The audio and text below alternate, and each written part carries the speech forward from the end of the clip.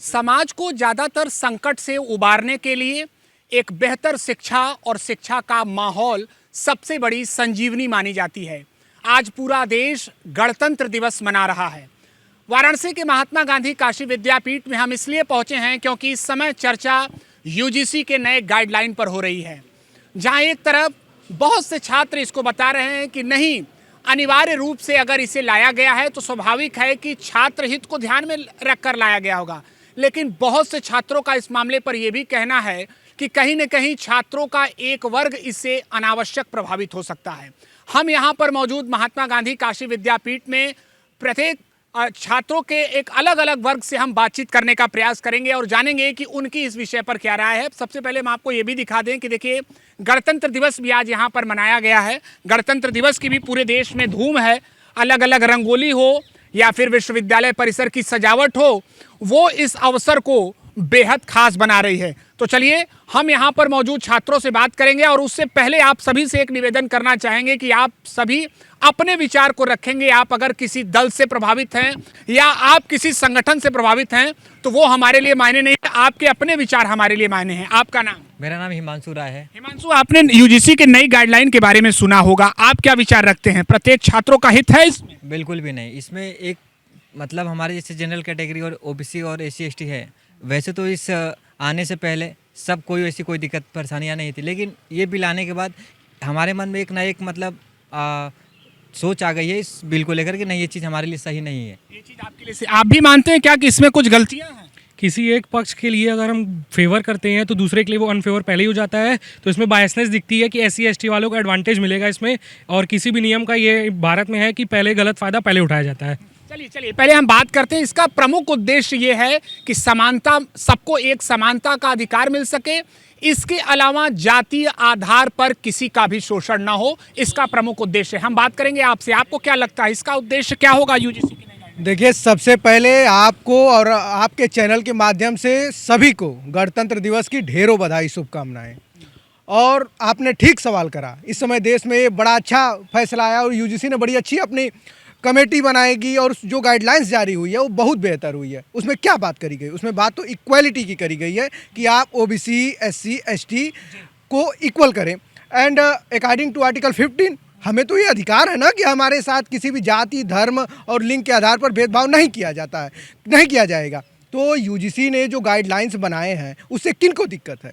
उससे उन्हीं को दिक्कत है जिसके मन में खोट है कि हम सदियों से, हम कई हजार वर्षों से जिस लोगों का दमन करते आए हैं, जिनको प्रताड़ित करते आए हैं, उन्हें अब प्रताड़ित नहीं कर पाएंगे, क्योंकि उनके खिलाफ एक आयोग बनेगा। हर विश्वविद्यालयों में ऐसे लोग बैठेंगे जो उनके कष्ट और पीड़ा को सुनेंगे।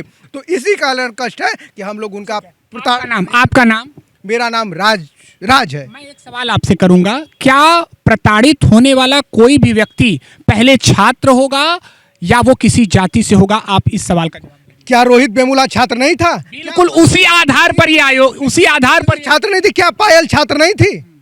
क्या दसन सोलंकी छात्र नहीं था? ये लोग कौन थे? इन लोगों के साथ किस तरह का अत्याचार किया गया केवल जाति के आधार पर? मैं यही सवाल आपसे करना चाहूंगा कि क्या पल्लवी और रोहित वेमुला के बाद कोई भी उस वर्ग या अन्य वर्ग का कोई छात्र प्रताड़ित नहीं हुआ विश्वविद्यालय में? ये आंकड़ा आपके पास है? आपके पास वो आंकड़ा है? खूब सुनिए, आपने क्या नहीं पढ़ा? आपने सारी गाइडलाइंस पढ़ी है जो यूजीसी ने? क्या उसमें क्या लिखा गया है कि किसी भी व्यक्ति, चाहे वो ओबीसी, एसटी समाज का हो, उसके साथ किसी भी तरह का जातिगत प्रताड़ित नहीं किया जाएगा, उसके साथ उस प्रकार का भेदभाव नहीं किया जाएगा। इसमें क्या गलत है? चलिए अब इस पर हम जवाब लेते हैं। इसमें सबसे बड़ा जो विरोध आ रहा है छात्रों का, या जो नाराजगी आ रही है, वो इसमें ये है कि जो पहले तय था, जो पहले नियम थी, उसके अनुसार अगर कोई भी छात्र गलत तरीके से आरोप लगाता है तो उस पर उसको जुर्माने का प्रावधान होगा, सजा का प्रावधान होगा। लेकिन ये इसमें नहीं नजर आ रहा है। क्या ये वजह है? देखिए, मैं आपको एक बात बताना चाहता हूँ कि जो ये नियम आया है वो राइट टू इक्वालिटी का ही है। राइट टू इक्वालिटी क्या कहता है कि हमको सबको समानता भाव मिलना चाहिए। तो ये तो हमारा हक है, इसका विरोध तो होना नहीं चाहिए। ये इसका जो, और सुप्रीम कोर्ट की गाइडलाइन ने भी कर दिया है कि इसको सब लोग फॉलो करेंगे। हमारे यूनिवर्सिटीज़ हैं, हमारे यूनिवर्सिटी में सारे छात्र पढ़ रहे हैं। क्या अगर ये यूजीसी का गाइडलाइन आया है तो ऐसा कुछ देखा गया होगा कि छात्रों को प्रताड़ित किया जा रहा है ओबीसी वालों को? ओबीसी वर्ग के छात्रों की बात नहीं सुनी जाती हमारी यूनिवर्सिटी में। वो अपनी कैटेगरी की बात सुनते हैं, उनकी बात को मानते हैं और उन्हीं का काम करते हैं। और बाकी जो छात्र होते हैं अगर उनसे सवाल करते हैं तो या तो उस पर मुकदमे का दायर करने का काम करते हैं या तो उनको निलंबन कर दिया जाता है कि आप इस विश्वविद्यालय से बाहर चले जाइए। सवाल यही है, हमारे साथ कुछ अन्य छात्र भी जुड़े हैं। सवाल यही है कि प्रताड़ित होने वाला पहले छात्र होगा या वो किसी जाति से होगा?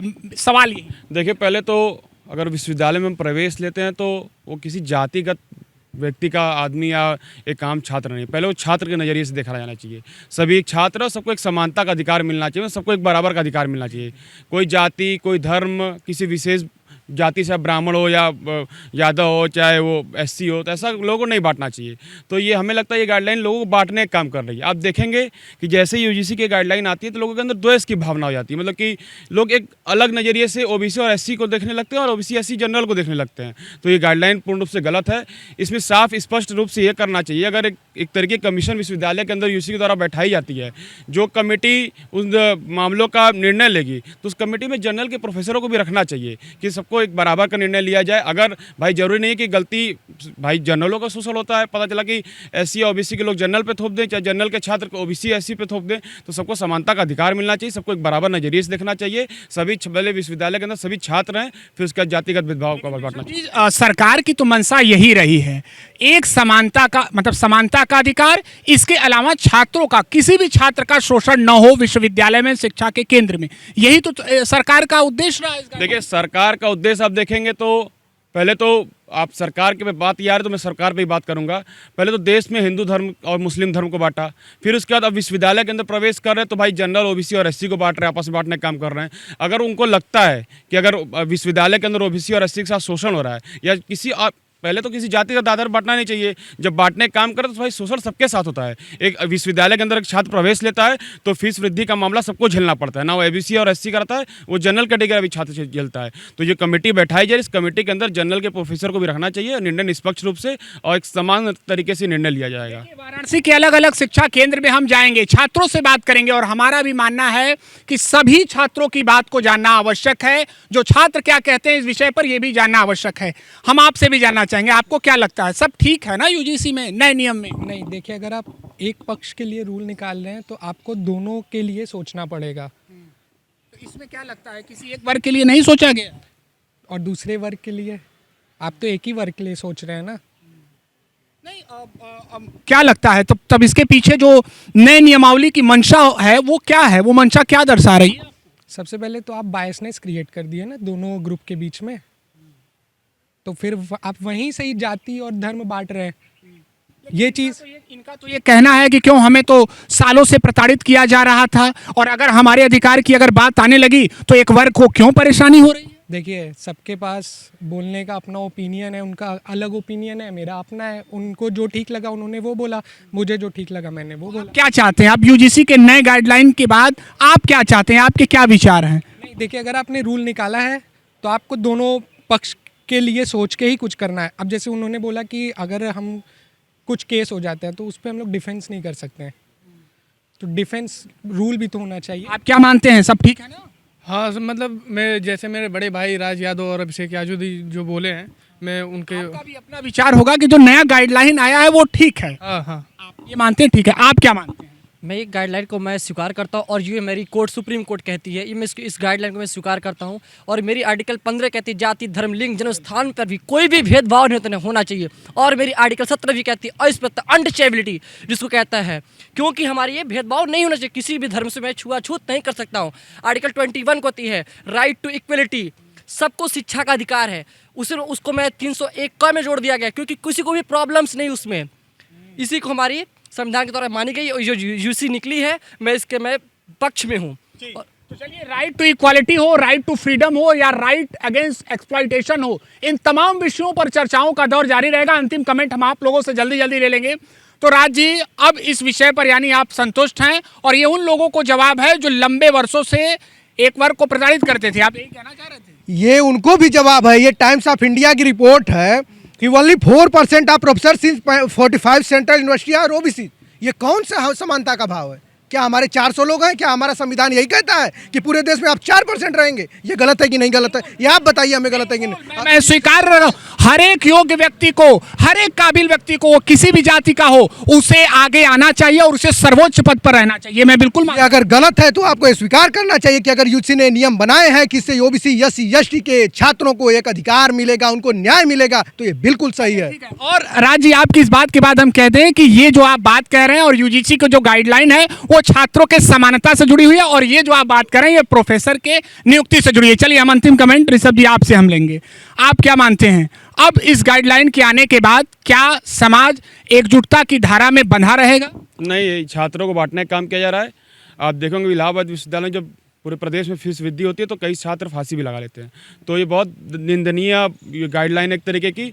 अगर भाई करना है तो छात्रों को एक बराबर, एक समानता का अधिकार दें, सबको एक बराबर लेके चलना चाहिए। चलिए, शुक्रिया बातचीत के लिए आप सभी से। तो चर्चाओं का दौर लगातार जारी रहेगा। फिलहाल हमने अलग अलग जो छात्रों के विचार थे वो जाना।